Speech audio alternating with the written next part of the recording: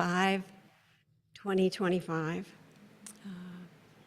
And today I'm offering a message called Lessons from a Small Box. I spent the month of April living in a small box. It's called a 16-foot camper with my husband, Jim. And, that's it. That's it. Yeah. You can stand up in that thing in an area about the size of 2 feet by 4 feet, and the rest you can't. And we spent 28 straight days either in the camper or in the truck, and, once in a while outdoors. So I would like to be a hiker, but Jim is not at all. So there wasn't a whole lot of that outdoorsy stuff that we love to associate with camping. But it's okay. It's okay. And I learned some things. I was interested to see what the children might have learned from their camping experiences. And, they have a different way of looking, and of course they do. I found it kind of funny how the close proximity could lead to some new insights about human behavior. And some of it was a little eye-opening, and some of it was a little humbling. And I will share the 3 lessons that I took in about the child within, the wish to always be right, and the need to control. Those are some human things. I don't remember how far along we were on this trip when I said something. I don't remember what it was. It may have had to do with drying the dishes. I don't know what it was. It was nothing. It was not meant at all to be critical. And whatever it was, here's what I got back. Oh, good. You're not mad. I spend my whole life just trying not to be yelled at by you. And here's what my instant response brain thought said. Wow, that's interesting. I spent the first half of our marriage with that exact line in my head. And that's sadly true. Yeah. And so what I interpret from this is that, we are both small children just trying not to be yelled at by the other. I pretty much gave that up, but I don't remember how long ago. Was it 5 years ago, 10 years ago, when I grew up, and I don't, cower waiting for that yell that's gonna happen. And I had other thoughts like, it's not really being yelled at because volume isn't the point at all. It's what is the intent coming behind. And then it's not even about the intent coming with those words. It's about what am I perceiving of what was said? Because clearly my beloved was perceiving criticism and there wasn't any intention. So as my beautiful teacher, Thich Nhat Hanh, says, always ask, are you sure? Are you sure? Because what else does he say? Perception is deception.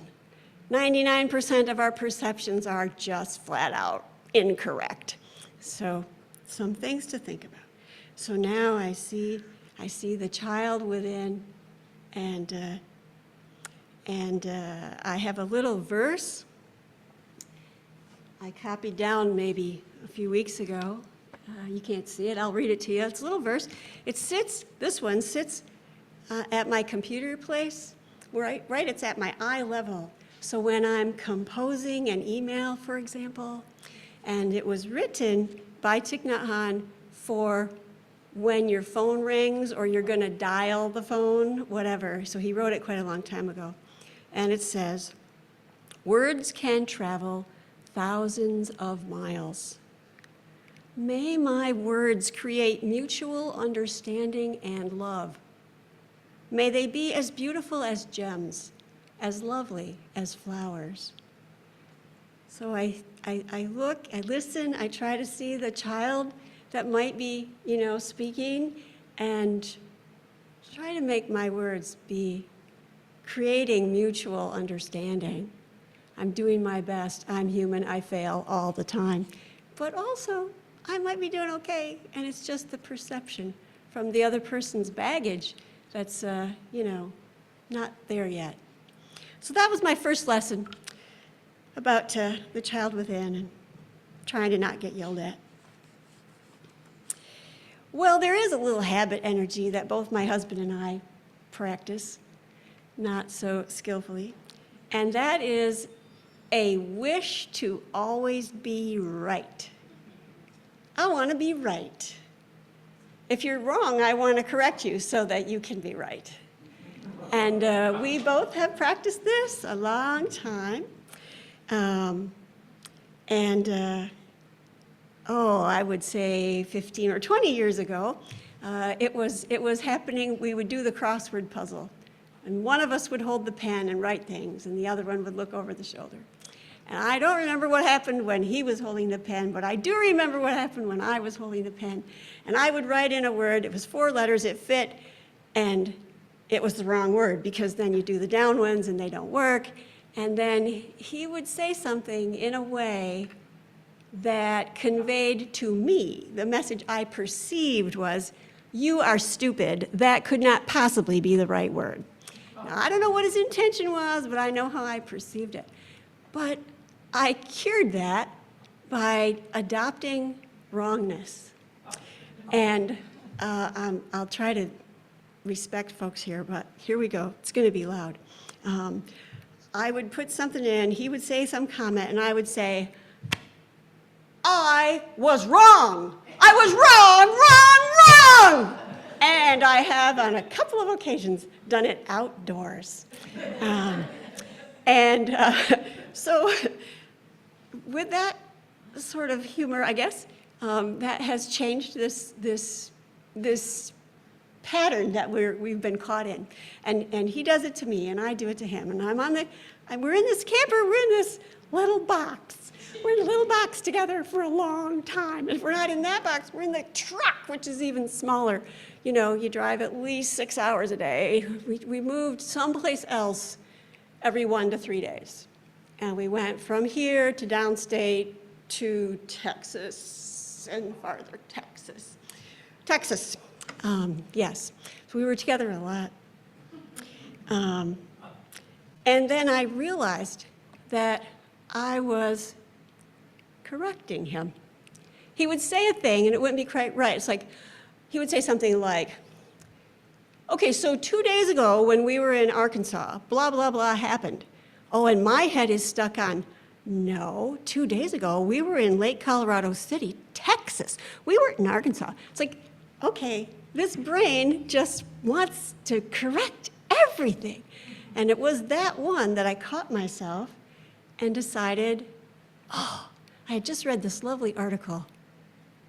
And the guy was going to see his therapist because he was unhappy in his marriage because his partner was always saying things that were wrong. And no matter how he'd correct and say all the proof behind it, she would just insist she was right, and he knew she was wrong. And the therapist says something, and he would say, "Yeah, but she's wrong," And the therapist said, and I remember this, "Do you want to be right, or do you want to be happy?" And so I'm in the middle of, I'm just about to correct Jim with some silly little thing that doesn't matter at all. And I remembered that line, and I just keep hearing that in my head. Do I want to be right, or do I want to be happy? And it comes back, in Buddhism, they teach this thing called right speech. And there's a couple of helpful guides about, is this right speech or not? And so the 3 primary ones are, is what you're about to say true? And is what you're about to say non-harming? Which can actually be a little tricky. You know, you have to think, am I sure that's non-harming? And the third one is it necessary? Oh, do you want to be right or do you want to be happy? How much percent of the time could I just say nothing and it's fine? So he's wrong, big whoop. It doesn't really matter at all. It's not necessary. So I'm choosing to be happy. So that was my second little teaching was, this wish to always be right. How important is that? How important is it to be right? How important is it that the other person be right? Or maybe it's just more important that we're happy. I don't know. So then the big one, the need to control. Well, I really am a fairly flexible person. My father gave these qualities, he modeled qualities of tolerance, acceptance, love, kindness, that kind of thing. And I was able to, take in a lot of that. And part of that is not needing to control a lot of things. I'm actually pretty okay with a lot of things that folks around me aren't necessarily okay with. And so I think I know who I am, and I go on this trip in this small box. And let's see, we were on day 6 out of 28. I have a medical condition, and it requires the use of medical equipment. And I was going to need 3 of these things that are medical to do the trip. And unfortunately, the date of our departure was about a week short of when my next 3-month supply would arrive. So I have exactly 3 in my possession, and I trust and take off. And day 6 is the day that I'm supposed to change this old one out and put the new one in, and great. And it failed. I inserted the thing and it failed.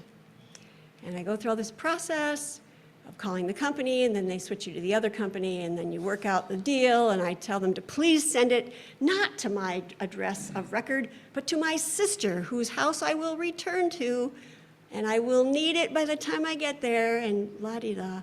Okay, fine, put the second one in. And it failed. Okay. And I went through a bigger rigmarole of trying to figure out how the heck to whatever, and can I get an overnight shipment to this place where I am, because I am going to be here a couple of days, and they said no. And that was all interesting. But I tried to set things up and trust, and it didn't arrive, and we left, and we head for Texas.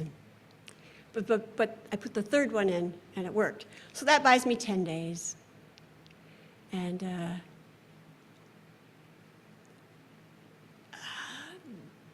eventually, my daughter called me and said, "Your shipment came. I got a whole box full of these things." I said, "Great, as soon as I figure out where you can ship it, I'll let you know, and send it overnight, and I don't care what it costs." And she did that, but it all took a lot of time and a lot of finagling and, calling the police department in the Big Bend National Park. Yeah. The dispatcher's name is Claire. She's phenomenal. Yes. And so we got there. I got those. That's fine. Yeah. I spent virtually the whole trip on edge. From day 6 out until I finally got the last one back, which didn't go where I sent it to my sister. It went to my house, and my daughter said it's here. But my daughter had rescued me with enough stuff. So that's great. I learned that I really want to control this thing, this device that I rely on. It could be life or death. It depends. It's a glucose monitor. It talks to my insulin pump. It tells my insulin pump what to do. My insulin pump will work without it, but it does what I tell it to do, and I'm not always that intelligent. I can check my blood the old-fashioned way, poke my finger, what, 12 times a day? 30? I don't know. But I used to do that. I used to do it 4 or 5 times a day long ago. And I had the capacity, and I had them with me. I could have done that. And it all worked out. I never did, in fact, in the end up without my actual medical equipment that helps me so much. But I worried about it, like, the whole time. I spent all that energy worrying. I really wanted to control this. And at the same time, we're in Texas, in 2 parks that have no plug-in electricity. We've got a solar panel on the top of that small box, and theoretically that would be great, but you know, in Texas it was 101 degrees, and the little refrigerator that comes with it, which I keep my insulin in to keep it cool, was drawing more electric faster than the solar thing could keep up. And Jim was fretting and worrying for over a week and then beyond that the battery was going to die, that the battery's going to die, that the battery's going to die. And I thought, you know what? We have camped for well over 40 years with a cooler. And my insulin is the only thing I care about. I don't care about the food. I just want my insulin to not get too hot and not freeze. And that's all I need. And we can do that. And we have coolers in the back of the truck. It could work. And I wasn't at all concerned about that battery. But man, he was. And even after we got electric power and got it back going, he's still worried that the battery could actually be dead. You know, really, we're just plugged in and that's what's saving us or whatever. So I said, oh, I want to control this. You want to control that. This is a human thing, this need to control. And he was very kindly concerned about my thing, but I really wasn't concerned about the battery at all. So the kind of question that I have at this point is, if I travel again and it happens again, can I let it go? I don't know. I don't know. Right after the trip, I thought about it and said, no, I think I'll be exactly the same. But I'm not sure. So I really don't know. So I think that the overall lesson, really, from this small box is how shockingly alike we are.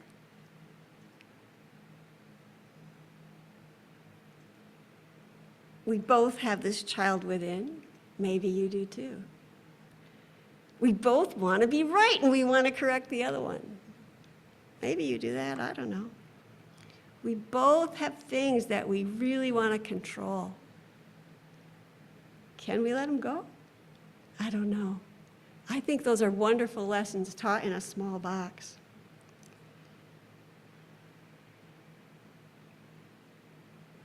Maybe we can use words to create mutual understanding and love. Maybe we can decide to be happy instead of right. Maybe we can let go of things. We're so alike. Thank you for hearing me